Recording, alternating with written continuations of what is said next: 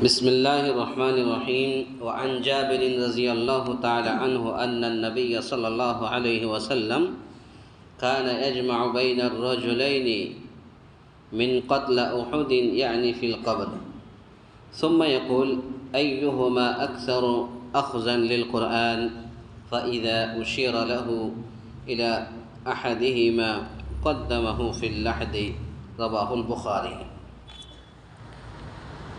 حضرت جابر رضی اللہ تعالیٰ عنہ سے روایت ہے کہ نبی صلی اللہ علیہ وسلم غزوہ احد کے شہداء میں سے دو آدمیوں کو ایک ایک قبر میں اکٹھا دفن فرماتے.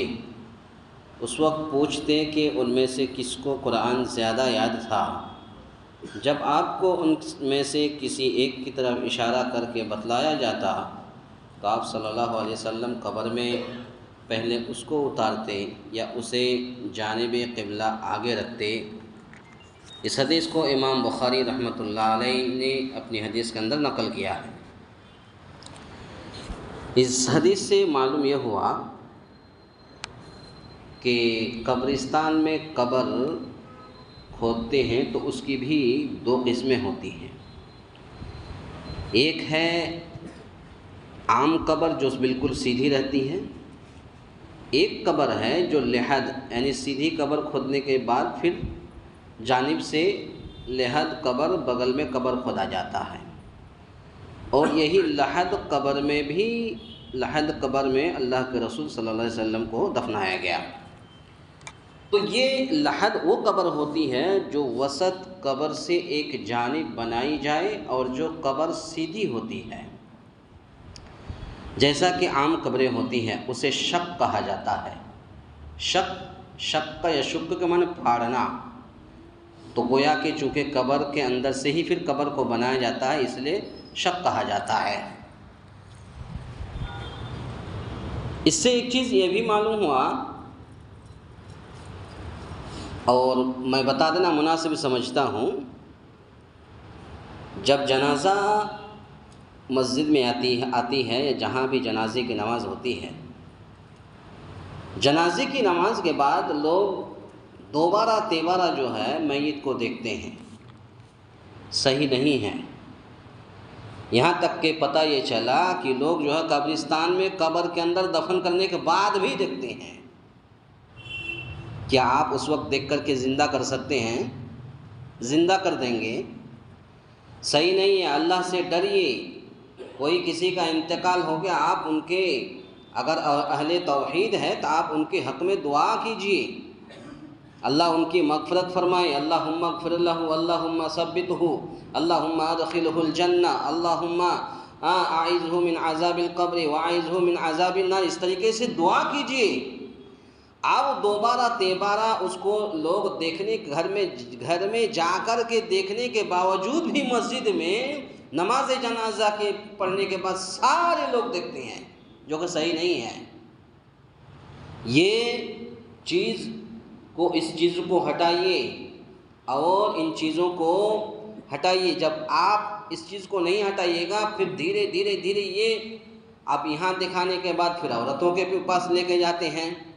تو آپ کو نہیں معلوم کہ ایک مرد کو غیر محرم عورتوں کے لیے دیکھنا جائز نہیں ہے اور ایک عورت کو غیر محرم مرد کے لیے دیکھنا جائز نہیں ہے.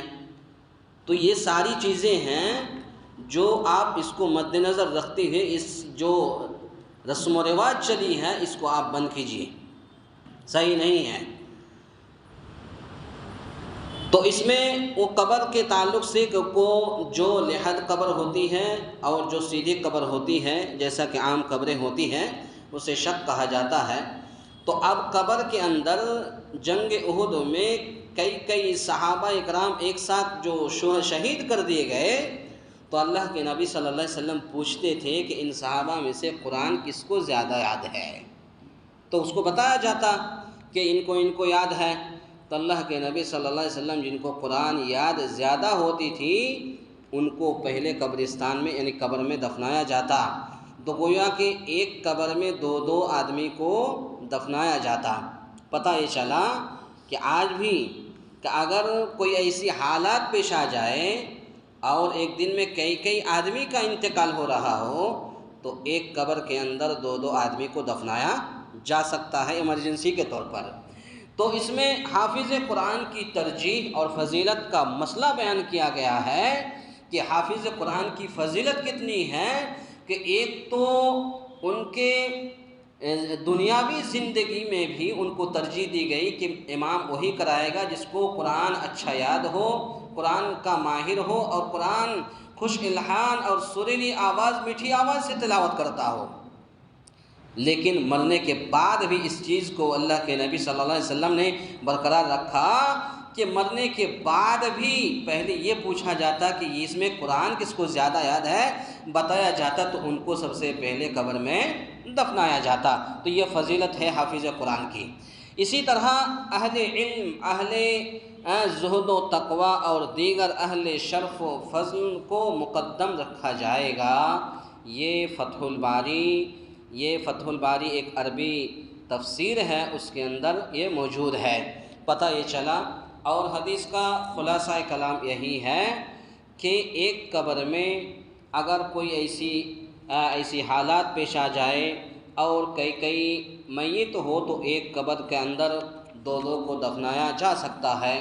اور اس میں ایک حافظ قرآن کی ترجیح اور ایک فضیلت کا مسئلہ ہے کہ ایک حافظ قرآن جس کو قرآن اچھا یاد ہو، جو قرآن کا حافظ ہو، اس کو جو ہے امامتی کے لیے بھیجا جائے، یعنی ایسے لوگوں کو امام بنایا جائے۔ اور مرنے کے بعد بھی اگر حافظ قرآن ہو یا قرآن زیادہ یاد ہے تو اس کو پہلے دفنایا جائے گا۔ اللہ تعالیٰ سے دعا ہے یا الہ العالمین ہم تمام مسلمانوں کو کہنے سننے سے زیادہ نیک عمل کرنے کی توفیق عطا فرمائے۔